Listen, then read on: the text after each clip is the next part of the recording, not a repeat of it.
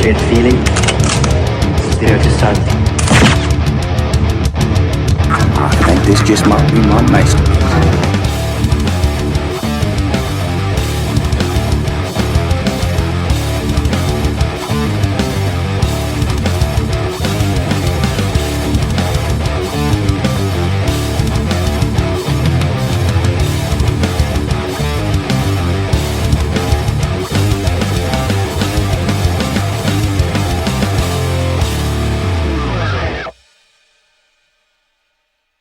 Hello, and welcome to the Average Joe's Movie Clubcast presents Schlock Talk, where we watch hot-ass trash so you don't have to. As always, I'm Joey, and tonight I'm with... I'm Carl. And we're going to delve into a movie called Schlock.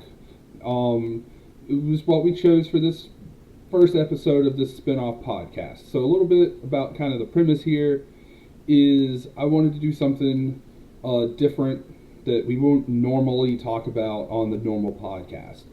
So, what is schlock? Schlock is just B movies, trashy, anything that's not very good. And I've gotten into these movies over the last few years, thanks to Carl. And yeah, it's just kind of a thing. Some of them are bad, and you have so much fun because they are bad. Other ones are bad, and you want your 90 minutes or so back. And we're going to delve into that and, tell you which ones to watch and tell you which ones to not. And we're doing you a favor. So, that being said, Carl, what got you into these schlocky kind of movies? I grew up watching Mystery Science Theater 3000, and, it just features the worst of the worst movies. And I just kind of went from there, loving that as a kid, and just that and like sci-fi movies, and it kind of just lends you to develop a taste for just the absurd and the not so good and the low budget and all that. Yeah, because we've definitely went through some over the last few years. A couple years ago, we did a bad movie list, and we watched some stuff like Double Down by Neil Breen. We watched The Room, Birdemic, Alone in the Dark.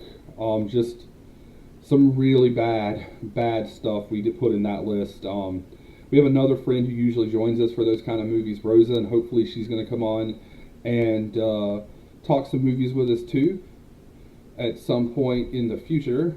But yeah, we've watched things just not even in that list. We've watched Christmas Twister, which gave us one of the best things ever, where the opening line, or the opening title screen was Chris Ham Twisters, Sharkensaw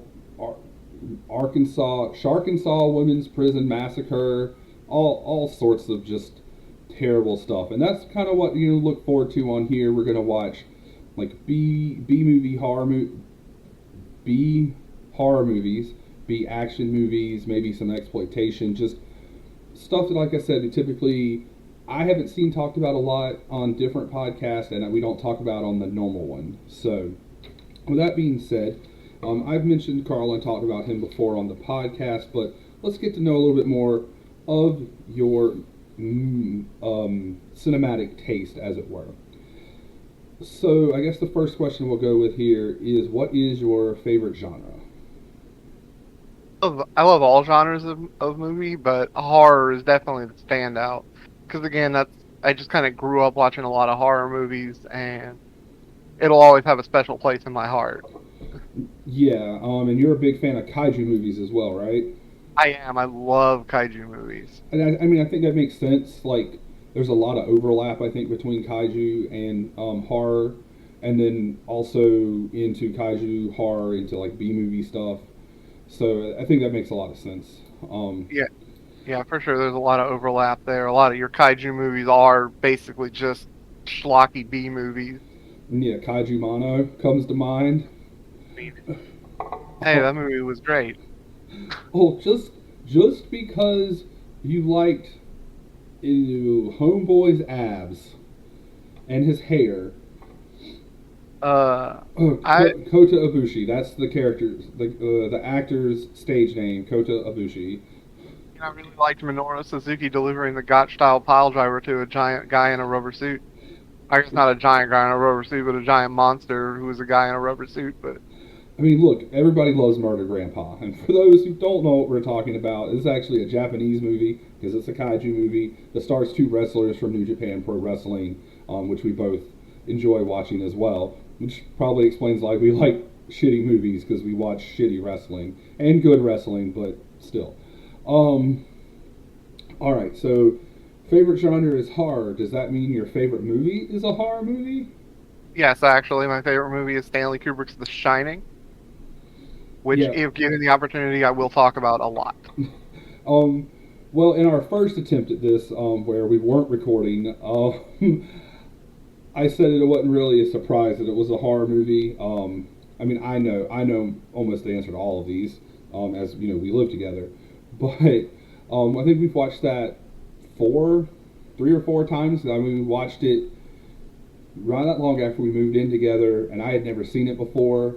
And so I think it was me, you, and our friend Henry that watched that. And then you got the sweet 4K. So you've got like 2 steelbooks of this movie. Yeah, I really like this movie. So yeah, I have got 2 steelbooks, and we watched it a couple of times. And it's about time for another viewing. I mean, it is that season. Maybe if we get through everything, we can slip it in there. Because we also watched one of your other favorites not that long ago, Suspiria. Introduced our friend Jenna to that, and hopefully she's going to join us at some point, or me, us. Hopefully she'll be on the podcast as well at some point. So with a favorite genre horror, your favorite movie is The Shining, a horror movie. Are we going to hit the trifecta? Is your favorite director?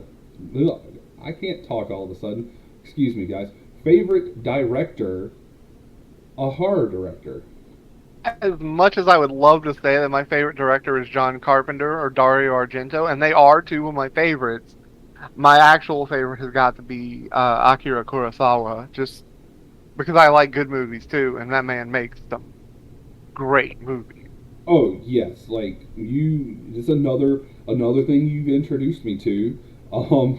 Was Kurosawa. My 1,000th log on Letterboxd was The Hidden Fortress, and I've pretty much been hooked ever since. I mean, I even just the last Criterion, or I guess Barnes and Noble sale, I just blind bought his Eclipse set of his first films. We've delved into one of those, but yeah, I'm sure we're going to keep noticing, have influenced a lot of my taste in things over the last few years. Yeah, a little bit. You've never seen a movie before we moved in together, so I mean, of course, I influence your taste. Well, I mean, as the joke goes, you've never seen a movie at all, so. That's true. I do say that.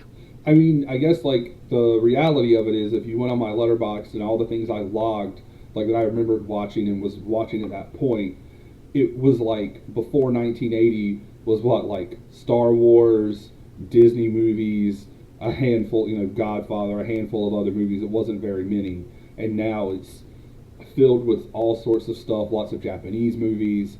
So you also introduced me to boutique releases, and I both thank you and hate you for that. So yeah, that being a collector is hard.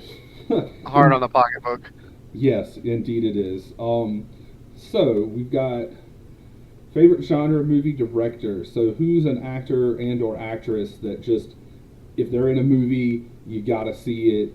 You're searching out their movies, so forth and so on. Audrey Hepburn is my all-time favorite. I will watch anything that she was ever in. She was great, and I love everything she ever did. Even the movies that I don't personally think make sense, like her Ugly Duckling movies, because that woman could never be ugly. I'm also a big fan of Tom Hardy. I'll watch anything that he does to completely flip it from Audrey to Tom Hardy, I guess. But I love that guy. I don't think he's ever done a bad movie, in my opinion. So yeah, first off, Audrey, you introduced me to her. It's a recurring theme in this podcast. And I even think she had, we do list every year of our first watches and and rank them. And I'm pretty sure it was last year Sabrina was number 1. If not, it was the year before. And yeah, you introduced me to her. She is fantastic. I've gotten several of her movies now myself. And then Tom Hardy. So I guess you're pretty excited for Venom. Let Carnage Reign, or Let There Be Carnage. Yeah, I thought that Venom was way better than I expected it to be. It had good humor. Tom Hardy is great as always, and apparently this is more of the same. So I'm looking forward to it. It's more of the same plus Woody Harrelson. You can't go wrong, right? Right. I guess the only thing is if they made it more like Bronson, right? That would be what you're looking for. No, I don't. I've seen enough of Tom Hardy's penis to last a lifetime. Fair enough.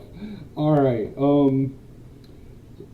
So, what was the first movie that you saw that you realized it could be more than just entertainment, or it spoke to you in some way, or it's just super memorable?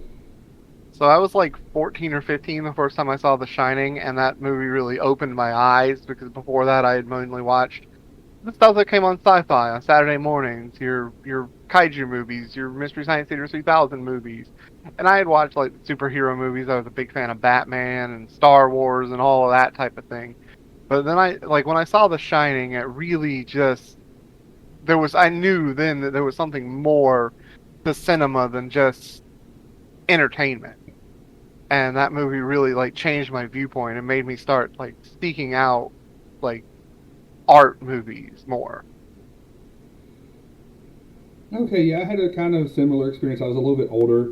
I was 18 or 19. I think I was still 18. I actually had a class at my freshman year of college, my only year of college, and which is where I met Justin. And actually, one of mine and Justin's mutual friends, Jake, had this movie. Oh wow! And I just literally blanked on the name. Kevin Spacey has the red front door. American Beauty. That's it. And I had to watch it for that class, and my friend Jake let me borrow it, and that was the first, like, my mind was blown just with the way it was presented. I'd never seen anything like that, or if I had, I guess I hadn't processed it. So yeah, kind of the same thing. That's a great movie. Yeah, it was very, very good. Actually, probably should revisit that at some point. All right, what was the first movie you remember watching in the theater? So I know that the first movie that I saw in theaters was, and I'm going to date myself, but it was Bambi. But the first movie that I actually remember seeing in theaters was Batman 1989. Oh boy, I am jealous. So Batman 89 is one of my favorite movies of all time. I had it on VHS. I remember taking it to like daycare. My name was written in cursive. That's how I found out what cursive was, because my name was written on it. So I am jealous that you saw that in theaters. My first movie I remember seeing in theaters, a very similar time period, is Who Framed Roger Rabbit. Definitely appropriate for a child. Well, I mean, it is an animated movie, right? Yeah. Look, the 80s were a wild time, man. They were much different. That's for sure. Much different. So, all right. So with that being said, we've got learned some cool, interesting things about my co-host here. Maybe some things about me that I hadn't talked about on the normal cast. We're going to delve into the feature for tonight, and that name of that movie is Schlock. And I found this movie completely by accident while trying to like brainstorm ideas for this podcast, and look up schlock in like the Urban Dictionary, that kind of stuff. Came across this movie, looked into it a little bit, thought it was the perfect, most fitting movie to be the first one on here. So, I mean, of course, how could there be a more perfect movie for Schlock Talk than a movie called Schlock? Right? Like, oh my god. So this movie is directed by a gentleman named John Landis. So, not only does he direct it, he funded it $60,000 worth of his savings. And I don't know what $60,000 was in 1971, but it was a lot of money. So he produced it, he financed it, directed in it, wrote it, starred in it, did everything. So that's how you know it's a good movie when you Always a sign of a great movie when it's written, directed, and starring the same person. But John Landis went on to direct some other films, and you may have heard of some of these films, especially if you're closer to mine and Carl's age. Let's see. He directed things such as Animal House, American Werewolf in London, The Blues Brothers, Blues Brothers 2000, Trading Places, Coming to America, Beverly Hills Cop 3. He directed Michael Jackson's Thriller video and Michael Jackson's Black or White music video. So he's done some stuff. Yeah. But yeah. So like I said, it was filmed in 71. It wasn't released in America in theater till 73. And oddly enough, how it got released was he was trying to shop it around, and somehow Johnny Carson got a hold of it. And for all of you youngins, Johnny Carson, so if you know who like Kimmel, like Jimmy Kimmel and Jimmy Fallon are, so before them was Leno and Letterman, and before them was Johnny Carson. Like he's even before my time. So he got him on the Tonight Show. I think they showed a couple clips. It got picked up. Released in March of 1973. I could not find how much money it made. It did $60,000 budget. It is on Anchor Bay DVD in 2001, and then was released on Arrow Films Blu-ray back in October of 2018. And that is how we watched it, was actually on the Arrow channel. So if you have the Arrow streaming service, you can watch this movie pretty easily. So that being said, let's delve into this movie. Yes, let's. So we literally finished watching this 30, 40 minutes ago, maybe. Boy, that was a movie. So we're going to start off, and the premise of this movie, or rather, the movie starts off and it's on a playground. There's a merry-go-round spinning with a kid on top of it and a kid underneath it. And then it starts panning. And all of a sudden you just see more kids and more bodies just everywhere. It, just very nonchalant, just kind of panning, and there's all these bodies. And then you have this like half-bald sheriff, or I guess, I'm sorry, Sergeant Detective Wino. Sergeant Detective Wino. What a great name, by the way. Right? Yeah, no, they did a lot of stuff, a couple big nods. I guess I forgot to mention that in the credits at the opening, it was like, you've had, and you know, it's like you've had these movies, and it lists a bunch of like very popular and very famous movies like Gone with the Wind, and most notably 2001: A Space Odyssey, which is important later. And he's like, and now you have Schlock. But we get to Detective Sergeant Wino. He's in like a brown trench coat. His front half of his head is bald, and then like the back half of his head is like an afro. It's very, very interesting. Or I won't say front half, but you know, like Hulk Hogan's hair, kind of. You know, where it's bald down the center. Except curly in the back. Yeah, curly in the back and standing up like an afro. Only get away with in the 70s. Yeah, for sure. I don't think anybody would be trying that nowadays, at least not without mass ridicule. This is also where we get the first time we see the TV reporter, right, at this point, or shortly thereafter? So yeah, Putzman. Yeah, so the TV reporter's like hamming it up. He's like, there's been 250 deaths since this murder spree started. We can't figure out why. All we just know is it's the banana killer. Because at every scene there's just banana peels everywhere. And they put some like corpses, they say that the number is unsure. Some of the corpses are like too dismembered, and they put them in a trash bag rather.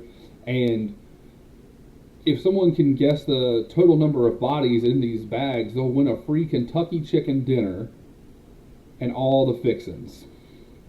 Yeah, they're having like a contest, which is I thought was pretty funny. Yeah, it's so silly. And they pan back to it, and they've got the name of the TV station and the address like on a card in front of it, and one of the hands is like sticking out of the bag, like feeling around, almost looking like it's walking. It's almost like kicking the bag.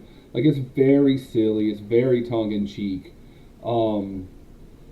Like the whole time. I think the movie itself was pretty well made for what it was trying to do. Because you didn't really have any special effects. Because Schlock, who ends up is the monster, is in a costume the whole time, which adds to it. Like it just looked like he broke away from Planet of the Apes. Um, Yeah, it's just John Landis in a gorilla suit. yeah, the whole time. So you get these kids. They're outside. They one of them just falls into a hole, and then he convinces them to come down into the cave, and they start exploring the cave. And one of them just runs into Schlock, and he just beats the shit out of him for no reason. Just beats the hell out of him. And then the other guy walks up, and he's like, "Excuse me," and he just backhands him, like. So he's just, he's this gorilla, and he's got super strength, like crazy super strength. Like one, like Gorilla probably does. yes, well, I think more so than a normal gorilla, since he ends up being the lost link. And he was it wasn't Schlocktopus, it was No, I think it was Octopus. Was it Schlocktopus? Yeah, he's Schlocktopus. He's the missing link between the dinosaurs, Godzilla, normal simians, and then humans. Uh, yeah, the professor is very silly as well, much like the police, the Sergeant Wino, and the TV reporter. So they show back up to do another. Oh my God! Or they're reporting outside of the hole because the two girls escaped the hole and went to the police, and so now the body count's like in the 700s. It was just in the 200s. Now it's in the 700s, and they also go to announce the winner of the Kentucky dinner, which ends up being this blind girl's mom, who's relevant in a bit.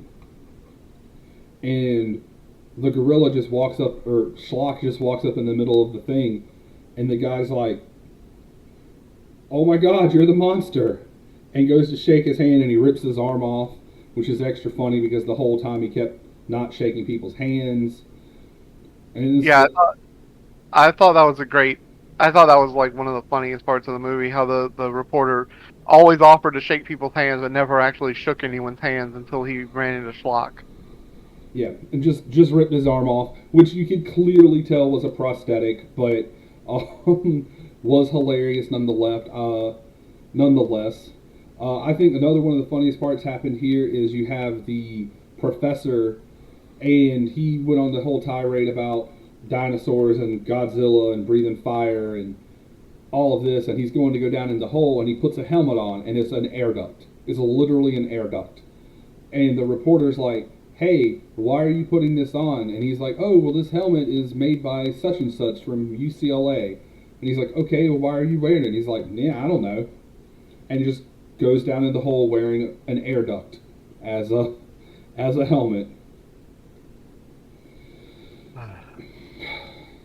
So now Schlock is on the loose. He's out of his hole. I'm trying to think of where he ends up next, because I know. Is this where it cuts and we see homegirl leaving surgery?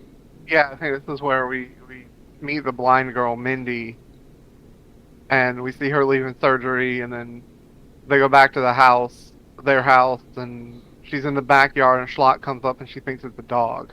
Yeah, she's getting to play fetch, and Schlock is trying to make her hold the stick, and she keeps throwing it. Then they come inside, and they finally take the bandages off of her eyes, which the whole time she was home, her mom was just letting her roam. She walked into a fence, walked into all sorts of stuff. Like, no, there's no bandages on her eyes. She hasn't been blind for 3 years. But it was like 5 pounds of gauze they pulled off of her eyes. Waist high on the doctor. Yeah, and he cut one thing off with the gauze scissors and just kind of chucked them, which they kind of did. They would finish something and just throw it. It's just how they did throughout the movie. But now she can see as she goes looking for Willie's, what she named Schlock when she thought he was a dog, and then he's at the river feeding some ducks with a kid, and then I guess he hears being called, and he busts through the fence and scares them, and so Mindy and her boyfriend run back into the house and ends up containing him in a room with a flare. Like they use a flare to like scare him. Because of course the missing link is going to be afraid of fire, right? Like, I mean, I guess that's true, yeah. So then the cops show up, and Detective Sergeant Wino has made a gorilla mask because he's like, oh, he's probably lonely. He wants a mate. We'll try to subdue him. And he tells the rest of the cops, hey, don't show up. Anything that comes out that door, shoot it. So he opens the door, sticks his head in, sticks his head back out, and they just unload on him. And, his trench coat gets all messed up, but he's perfectly fine despite being shot with several shotguns and several revolvers. They're so inaccurate that they make stormtroopers look like sharpshooters. Dude, right? But remember, stormtroopers are accurate in, like, the beginning of the first movie, but that's neither here nor there. Yeah, no, but they hit him because he's got holes all in his trench coat, but whatever. The actual Schlock ends up coming out and takes some dude's shotgun and like throws it, and he runs away. It is very silly. Don't forget that he tossed the dude before he ran away. Oh yeah. He tossed him over the house. Yeah. Yeah, he just gorilla press slammed him over the house. Was this before or after he pressed the little kid and like throw him like into another person's pool?